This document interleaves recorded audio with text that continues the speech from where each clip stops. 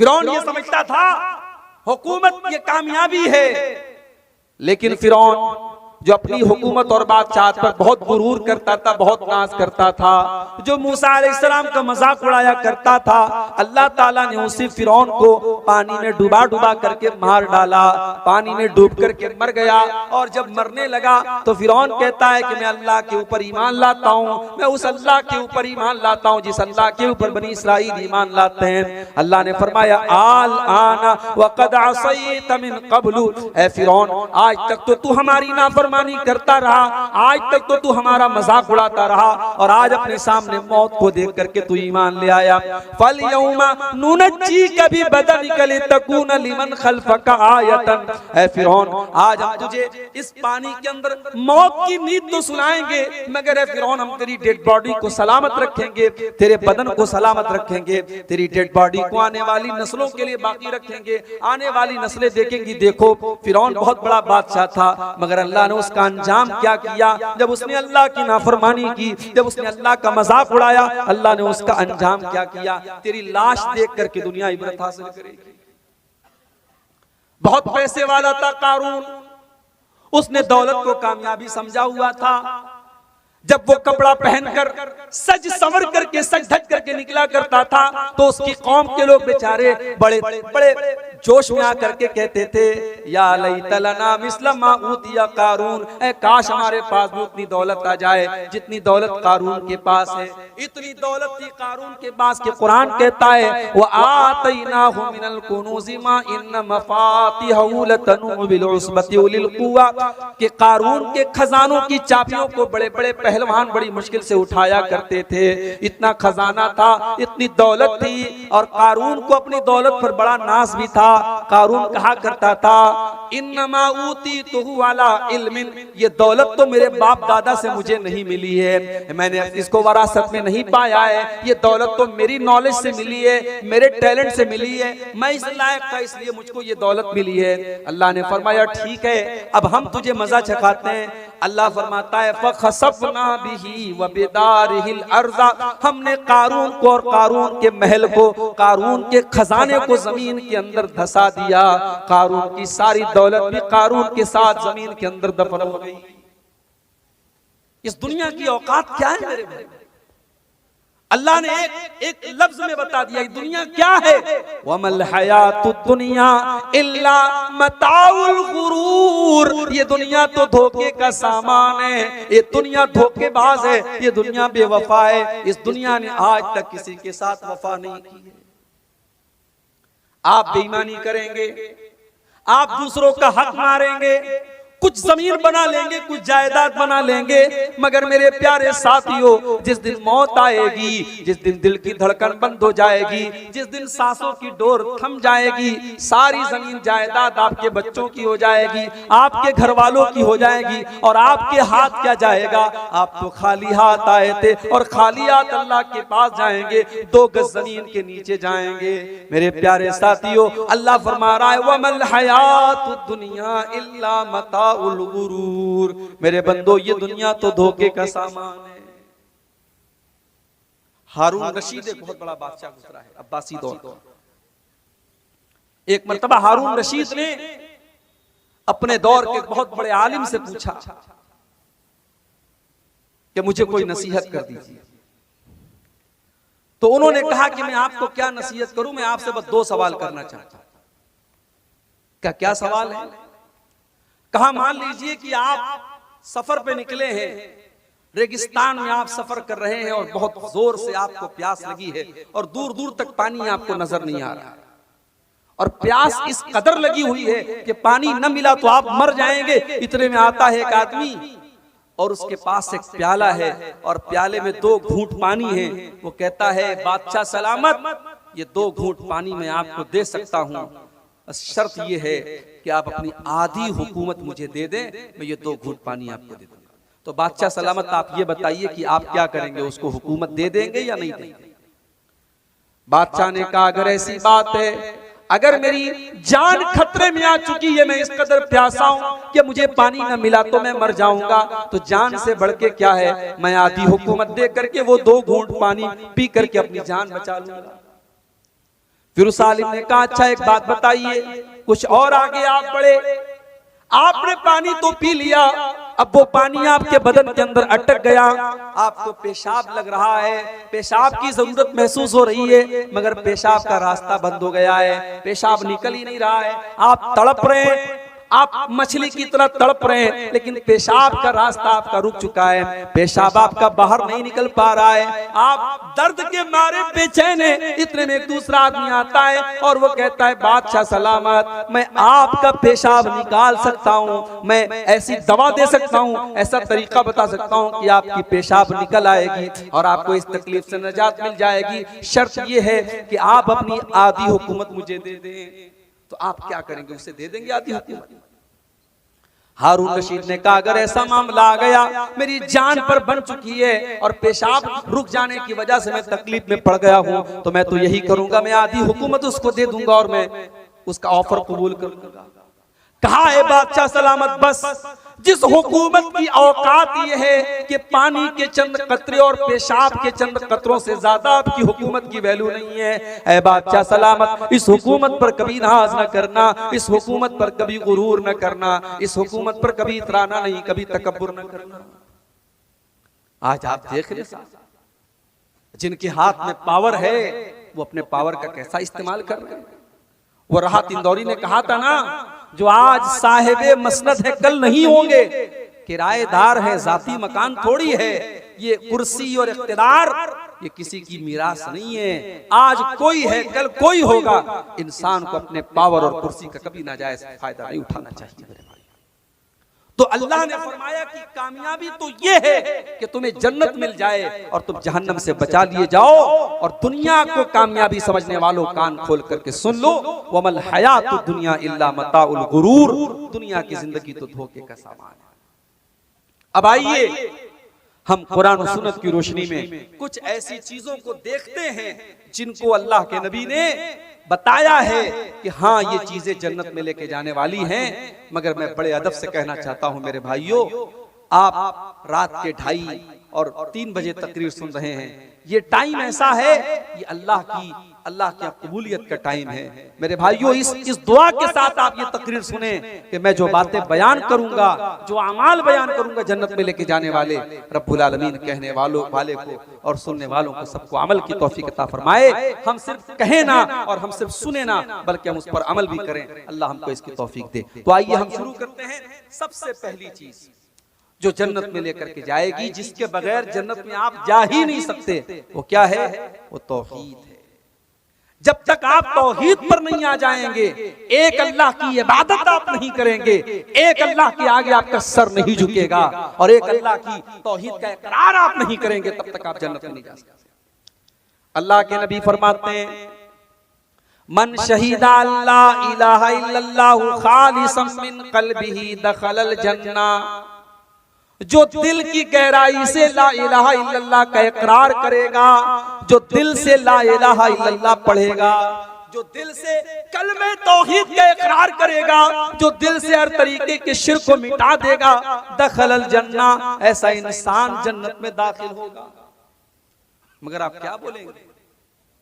हमारे और आपके बीच में ऐसे लोग बैठे हैं जो नमाज में आते हैं तो कहते हैं इय्याका नअबुदु व इय्याका नस्तईन, ऐ अल्लाह हम तेरी ही इबादत करते हैं और तुझ ही से मदद मांगते हैं।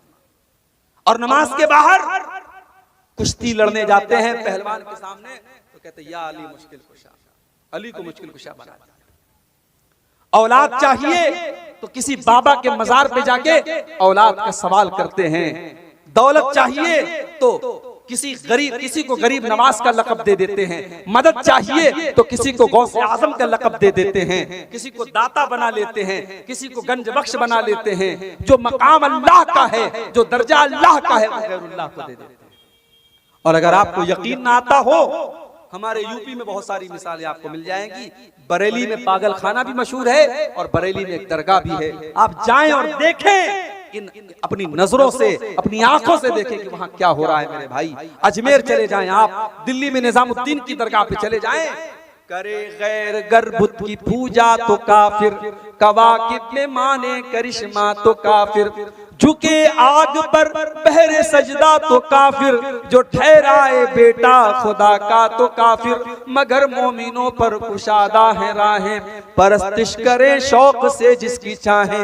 नबी को जो चाहे खुदा कर दिखाएं, इमामों का रुतबा नबी से बढ़ाएं। मज़ारों पे जा जा के नजरें चढ़ाएं, शहीदों से जा जा के मांगे दुआएं। न तौहीद में कुछ फर्क इससे आवे, न इस्लाम बिगड़े न ईमान जावे। ये मौलाना हाली का शेर है। उन्होंने आज से 100 साल पहले कहा था 2023 आ गया, हम चांद पर पहुंच गए, मगर मुसलमानों की सोसाइटी और समाज में आज भी ये तमाम चीजें हो रही हैं। मेरे भाइयों, जब हम शिर्क करेंगे, जब अल्लाह की तौहीद के साथ गद्दारी करेंगे, जब हम गैरुल्लाह के नाम पे बकरे ज़बा करेंगे, गैरुल्लाह के नाम पे मुर्गे ज़बा करेंगे, जब अपने बच्चों को लाल काले पीले तावीज़ पहनाएंगे, जब हमारी तौहीद गड़बड़ होगी तो अल्लाह की मदद कहां से आएगी। अल्लाह के नबी कह रहे हैं जो तौहीद पर रहेगा जन्नत उसको मिलेगी।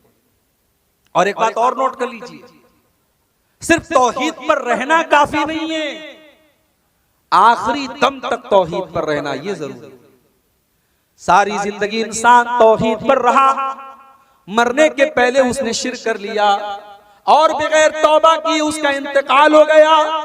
अब अल्लाह तबारक व तआला क्या उसकी सारी जिंदगी भर की नेकियां तो बर्बाद हो जाएंगी। इसलिए कि अल्लाह कुरान में कहता है वला तमूतुन्न इल्ला व अंतुम मुस्लिमून। ऐ मुसलमानों, कान खोल करके सुन लो, तुम्हें मौत आए तो ईमान की हालत में आए, तुम्हें मौत आए तो तौहीद की हालत में आए।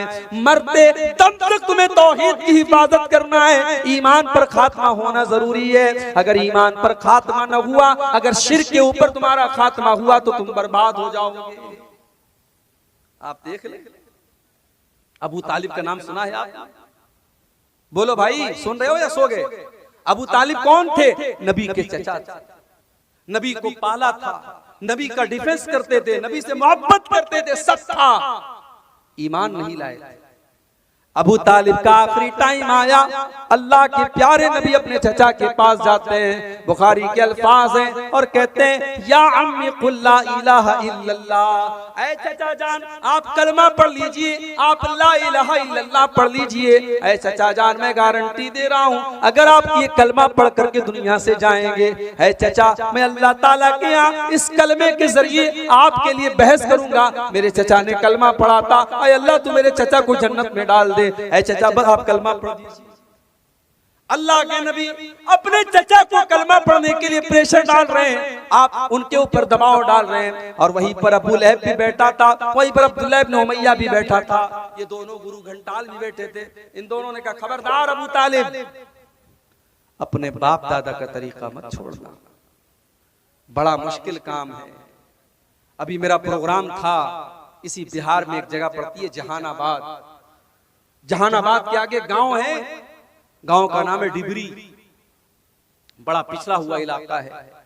पिछले जुमा को मेरा प्रोग्राम था, गया वहां बेचारे 2-4 लड़के अहले हदीस, आपके इलाके में 100% लोग अहले हदीस हैं, आप अल्लाह का शुक्र अदा करें, वरना इसी हिंदुस्तान में नहीं, इसी बिहार में कितने ऐसे गांव हैं मेरे भाई जहां 2 आदमी 4 आदमी अहले हदीस है बेचारे, वो अगर कहीं सीने पर हाथ बांधे तो उनको मारा जाता है।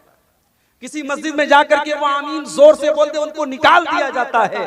वो बेचारे मजबूर है, उनके बच्चे अपने बाप के अहले हदीस होने के बावजूद और कुरान और हदीस पर चलने वाला होने के बावजूद उनके बच्चे माहौल न मिलने की वजह से और समाज न मिलने की वजह से बच्चे दूसरे रास्ते पर चले जाते हैं।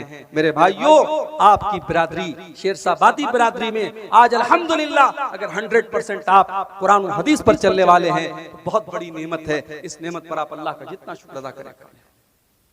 वो गांव, वहां 2-4 लोग बेचारे अहले हदीस और बाकी लोग सब वही पुराने बाप दादा के ढर्रे पे चले आए। मुहर्रम पर ताजिया निकल रहा है, रबीउल अव्वल में जुलूस निकल रहा है, मज़ारों पर सजदा भी हो रहा है, जिहालत फैली हुई है। मैंने वहां तकरीर की, तकरीर के बाद जब जाने लगा तो एक आदमी आया, बोला मौलाना आपकी बात बिल्कुल सही है, आपकी बात सारी बातें बिल्कुल सही हैं, मगर हमने बाप दादा को जो करते हुए देखा है उसे छोड़ना बहुत मुश्किल का। बाप दादा जो करते चले आए उस काम को छोड़ना आसान काम नहीं है मेरे भाइयों, उसके लिए बड़ी हिम्मत की जरूरत है। अल्लाह के नबी अपने चचा को समझा रहे हैं और उधर से वो दोनों प्रेशर डाल रहे हैं कि अबू तालिब अपने बाप दादा का तरीका मत छोड़ो। बुखारी के अल्फाज हैं, अबू तालिब का इंतकाल हो गया, अबू तालिब को मौत आ गई और आखिरी टाइम अबू तालिब की जुबान पर यही लफ्ज था, अला मिल्लति अब्दुल मुत्तलिब, मैं अपने बाप अब्दुल मुत्तलिब के मजहब पर दुनिया से जा रहा हूँ। अबू तालिब कलमा नहीं पढ़ पाए, अबू तालिब तौहीद को कबूल नहीं कर पाए। नतीजा क्या निकला? अल्लाह के नबी फरमाते हैं मेरे चचा अबू तालिब को भी जहन्नम में डाला जाएगा। हाँ, उन्होंने मुझे पाला था, मेरी मदद की थी, मेरा डिफेंस किया था, उनके अजाब में कुछ हल्कापन किया जाएगा, उनके अजाब में कुछ कंसेशन किया जाएगा, उनके अजाब को कुछ घटा दिया जाएगा, मगर जहन्नम में मेरे चचा को भी डाला जाएगा। मेरे भाइयों, पता ये चला कि अल्लाह ताला के यहाँ ये नहीं देखा जाएगा आपका बाप कौन था, आपका चाचा कौन था, आपका भतीजा कौन था। अल्लाह ताला के आपकी तौहीद देखी जाएगी, अल्लाह ताला के आपका ईमान देखा जाएगा। इसीलिए अल्लाह के नबी फरमाते हैं मन बत्ता बिही अमलुहु लम युसरे बिही नसबुहु। अगर कोई इंसान अपने अमल में पीछे है और नसब में बहुत आगे है, बहुत ऊंचे खानदान का है, अल्लाह को इससे कोई मतलब नहीं है। आपका अमल कैसा है, आपका किरदार कैसा है और आपका अकीदा कैसा है, अल्लाह के यहाँ ये देखा जाएगा। तो पहली चीज जो हमें जन्नत में लेके जाने वाली है मेरे भाइयों, वो तौहीद है। इसीलिए अल्लाह के नबी फरमाते हैं मन कान आखिरु कलामिही ला इलाहा इल्लल्लाह दखलल जन्ना। मरने के पहले जो ला इलाहा इल्लल्लाह कह के गया है, जो तौहीद पर दुनिया से गया है, जो ला इलाहा इल्लल्लाह पर दुनिया से गया है, दखलल जन्ना, वो जन्नत में दाखिल होगा। ये पहली चीज होगी। दूसरी चीज जन्नत में लेकर के जाने वाली दूसरी चीज क्या है? हजरत अबू हुरैरा कहते हैं, तिरमिज़ी की रिवायत है, हजरत अबू हुरैरा कहते हैं कि अल्लाह के रसूल से पूछा गया, आय अल्लाह के नबी अन अक्सर मा युदखिलुल जन्ना, सबसे ज्यादा जन्नत में कौन सी चीज लेकर के जाएगी? आपने फरमाया तक़वल्लाहि व हुस्नुल खुल्क़। आपने फरमाया दो चीजें सबसे ज्यादा जन्नत में लेके जाएंगी, एक अल्लाह का तकवा और एक अच्छे अखलाक। और आज इन्हीं दोनों चीजों की बड़ी कमी है और हम अहले हदीसों में ज्यादा कमी है। शैतान हमारे अकीदे को कमजोर करने में शैतान बहुत मजबूर है। शैतान हमारे अकीदे को तो नहीं खराब कर पा रहा है, शैतान ने हमारे अखलाक को खराब कर दिया और शैतान ने हमारे तकवा को बर्बाद कर दिया। आज 20 साल के जवान को ले लें आप और 70 साल के बूढ़े को ले लें, आज सोशल मीडिया के इस दौर में, मोबाइल के इस दौर में और इंटरनेट के इस दौर में अगर सबसे ज्यादा कोई चीज मुतासिर हुई है मेरे भाइयों तो वो तकवा है। आज फेसबुक पर आप माशाअल्लाह दीनदारी की बातें करते हैं, अच्छी बातें करते हैं, आप फेसबुक पर आप कोई गंदी बातें नहीं शेयर करते हैं, मगर आप जब फेसबुक चलाने लगते हैं, फेसबुक पर वो जो वीडियोस आते हैं, छोटे छोटे रील्स जिनको कहा जाता है, अब रील आई, अब आप देखने लगे, उसमें गाना बजाना भी आने लगा, उसमें सीरियल भी आने लगा, उसमें बेहुदा बातें भी आने लगी। आलिम भी देख रहा है, जाहिल भी देख रहा है, 20 साल का नौजवान भी देख रहा है, 70 साल का बूढ़ा भी देख रहा है। मेरे भाइयों, आज अगर सबसे ज्यादा किसी चीज की कमी है तो अल्लाह के तकवा की कमी है और अल्लाह के डर की कमी है। आज अल्लाह के नबी की ये हदीस हमें बता रही है, ये दो चीजें अपने अंदर हम पैदा कर लें, बेहतरीन अखलाक अपने अंदर पैदा कर लें और तकवा पैदा कर लें। अखलाक का मामला भी हमारा बहुत कमजोर है। हमें से बहुत सारे लोग माशाअल्लाह नमाजी हैं, चेहरे पर दाढ़ी है, बहुत दुनिया के एतबार से परहेजगार हैं, मगर जब बोलते हैं, जब बात करते हैं तो ऐसा लगता है जैसे पत्थर मार रहे हैं। न बात करने की तमीज है, न बोलने की तमीज है, ना उनकी बीवी के साथ उनका किरदार अच्छा है, ना माँ के साथ सुलूक अच्छा है, ना बाप के साथ सुलूक अच्छा है। वो समझते हैं बस 5 टाइम के नमाजी हम बहुत बड़े मुत्तकी हो गए। नहीं मेरे भाई, आपका अखलाक कैसा है, आपका व्यवहार कैसा है, माँ के लिए आप कैसे हैं, बाप के लिए आप कैसे हैं, औलाद के लिए कैसे हैं, भाइयों के लिए कैसे हैं, पड़ोसियों के लिए कैसे हैं। अल्लाह के नबी फरमाते हैं कि कयामत के दिन अल्लाह के तराजू के ऊपर, मीज़ान के ऊपर सबसे भारी अगर कोई चीज होगी तो इंसान के बेहतरीन अखलाक होंगे। अखलाक से कीमती और अखलाक से वजनदार कोई चीज नहीं होगी। इसीलिए अल्लाह के नबी से जब पूछा गया कि दो चीजें जो सबसे ज्यादा जन्नत में लेके जाने वाली वो क्या है, तो आपने फरमाया तक़वल्लाहि व हुस्नुल खुल्क़, एक अल्लाह ताला का डर और दूसरी चीज बेहतरीन अखलाक। फिर पूछा गया अल्लाह के नबी सबसे ज्यादा जहन्नम में लेकर के जाने वाली कौन सी चीज है, सबसे ज्यादा लोग जहन्नम में क्यों जाएंगे? आपने फरमाया अल फम वल फर्ज, एक जुबान की वजह से बहुत ज्यादा जहन्नम में जाएंगे। जुबान से झूठ बोलेंगे, गीबत करेंगे, चुगली करेंगे, बहुतान लगाएंगे, जुबान की वजह से जहन्नम में ज्यादा जाएंगे। वल फर्जु, और शर्मगाह की वजह से भी ज्यादा जाएंगे। जिना करेंगे, बदकारी करेंगे, लवातत करेंगे, शर्मगाह से मुताल्लिक जितने गुनाह है वो गुनाह भी इंसान को जहन्नम में लेकर के जाएंगे।